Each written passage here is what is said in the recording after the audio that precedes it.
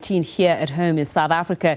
The shutdown of schools and the impending lockdown hold all sorts of implications for families with parents working from home or not at all, and children dealing with boredom, loneliness and the disappointment of cancelled plans.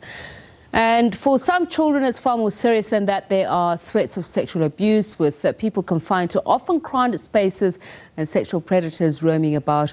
For more on the psychology of lockdown, joining us via Skype is parenting expert Nikki Bush. A very good evening to you, and thank you so much for joining us, Nikki. I think that for me was one of the most disturbing things. They say that especially sexual abuse often happens, at the hands of people that we know and trust who are within our vicinity and proximity. But if people are then going to be forced into these confined spaces, aren't children more vulnerable? So yes, we are going to see that, this confinement does push people together. And as we know, 80% of sexual abuse actually is at the hands of people that our children know. So much for stranger danger. I think that as a country, as a community, we need to be looking out for the most vulnerable citizens in our country right now, which are going to be our young children and the elderly.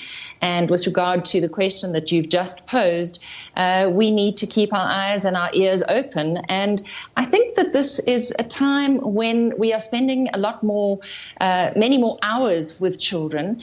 If you think of full-time working parents, they only spend 2 to 3 hours maximum with their children face to face during a normal working day. So, Nick, it's either an opportunity or, a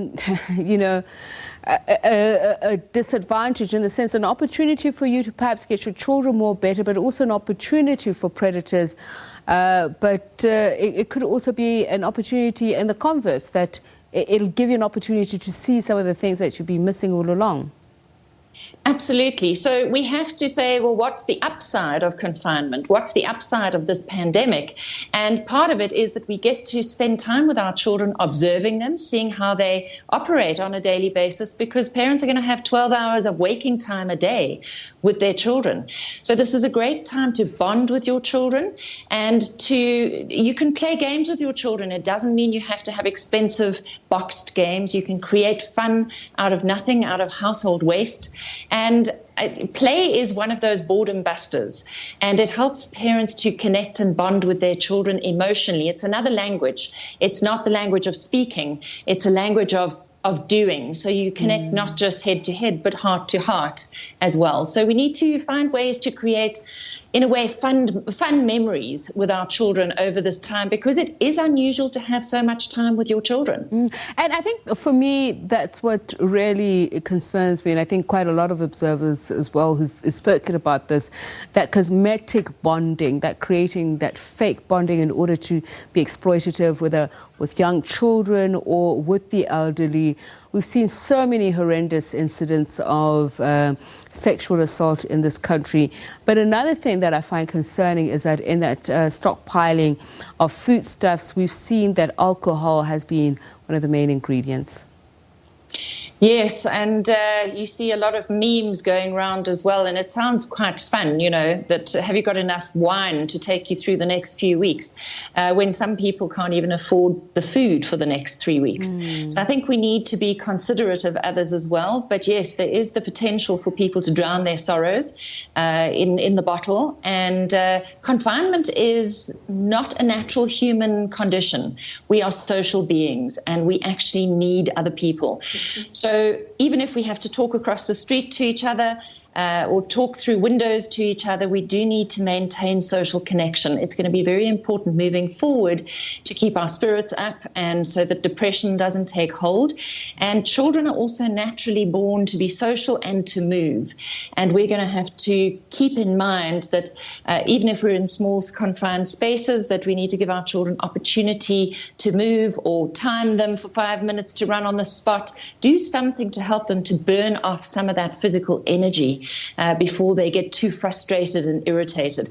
So parents are going to have to be creative, provide some kind of a schedule for the day, with a wake-up time, a go-to-bed time, meal times, and in between that, some play time, some movement time, if they can go outside, if they've got a garden, or can go onto the street for a short while.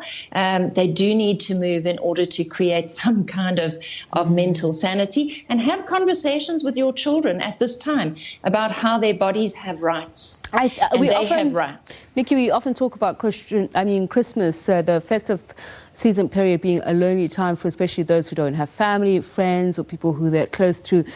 Surely that's going to impact those who are then under similar situations, or even people who are being denialist about what's happening at the moment. Definitely. And I think if one has some airtime or internet access, and you can make WhatsApp calls to people who you know are alone, just perhaps everybody make a list of 10 people who they're going to check in on. If they can't check in on them physically, can they just drop them a WhatsApp or give them a call once a day just to see how they're doing? Or do they need anything? Do they need groceries delivered? So I think human kindness and compassion can also be a huge upside of what we're going through right now. While it is traumatic for people, we need to pull together, band together, and help each other. Nikki, thank you so much for speaking to us. Nikki Bush is a potential and parenting expert.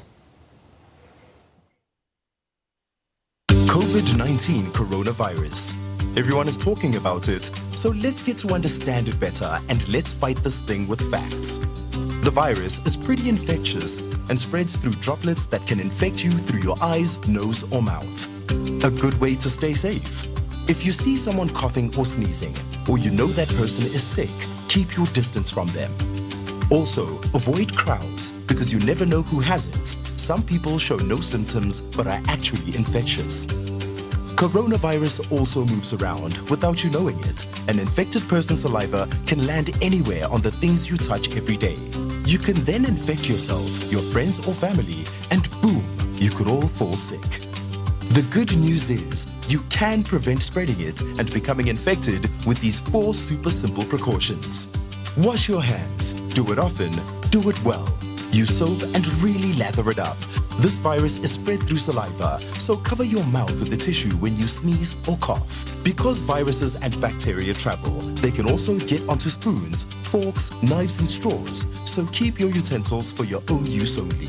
Know the symptoms, which could include a cough, a runny nose, or shortness of breath. If you have any of these, then definitely see a doctor or go to the clinic immediately. For more information, contact the 24-hour NICD hotline on 0800 029 999. Together, we can beat this.